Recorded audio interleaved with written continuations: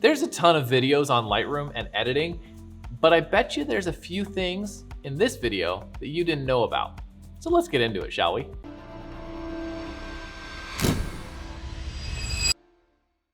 My name is Will, welcome back to the channel. Here are some cool tips and tricks in Lightroom that you will definitely be able to use. The first one is a simple brush trick. Let's open the brush here, press K on the keyboard. Let's say you wanted to take a brush and you wanted to make a straight line from this point to this point. Well, you could click and you could just brush across. Now, unless you have a very steady hand, your brush might be a little bit, well, not straight. So what you can do, let's undo that, Command Z, and we're gonna open the brush again, press K on the keyboard. We're going to click in this position, and just so you can see it really, really clear, we're gonna make it really low feathered. So click here, then we're gonna press and hold Shift, and we're gonna click on the other side of the screen, and you'll notice that we get a very straight line. So if you're trying to mask certain parts of your image, especially if they're like poles or anything that's very straight, this is a very quick way to get really, really straight lines. And if you use it in combination with auto mask, usually you can get not only just a perfectly straight line, but just the item you're selecting highlighted. Now, let's say you wanted to get the entire lake selected, but you didn't want to do your subject, or me in this case. Well, you could easily brush around and outline me as best you could.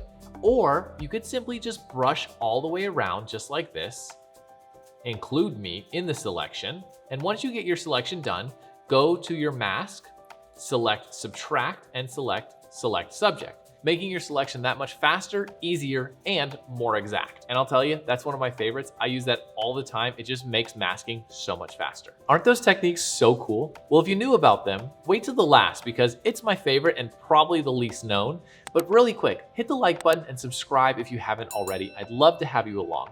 Also, if you've noticed my shirt, check out the description because it's one of my merchandise items and I'll link it in there along with a lot of other goodies, including some cool presets that you might enjoy. Now, the next one is if you use a lot of masks, which I do, sometimes you can over edit a little bit.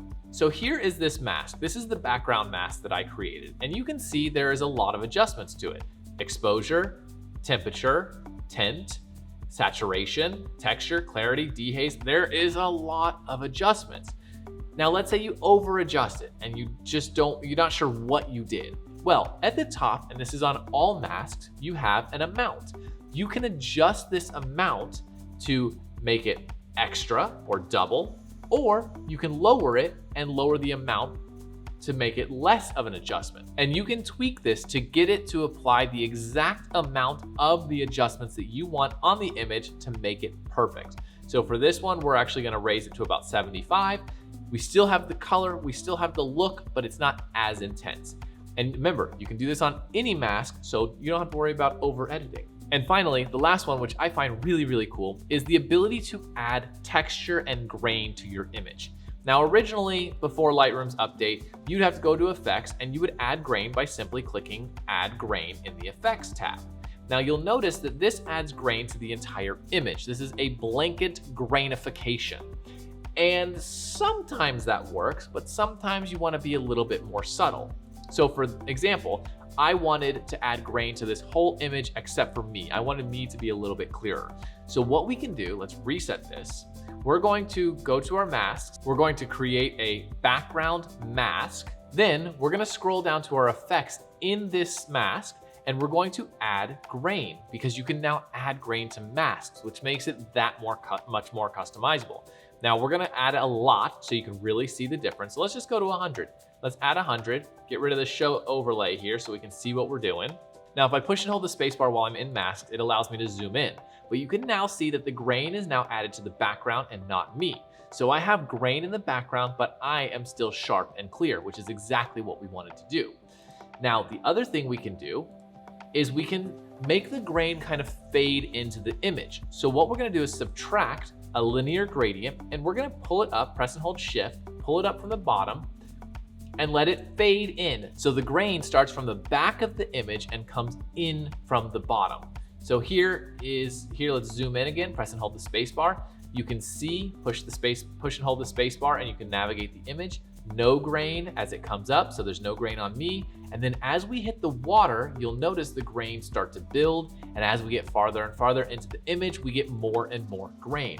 Now, obviously this is a lot more grain than I would normally do. So what we can do is apply our previous technique, go to the amount slider here, and let's lower it to 50 to make it more realistic and make it more of a filmy image.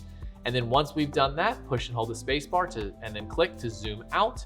And there we have it. Here is our before, here is our after, and now we have the perfect image. So with those tips and tricks, I hope you enjoy editing a little bit more. Now I know those tips and tricks were super cool, so make sure you hit the like button, subscribe if you haven't already. Here's 2 videos that I think you might enjoy, so click on one of them and I'll see you over there.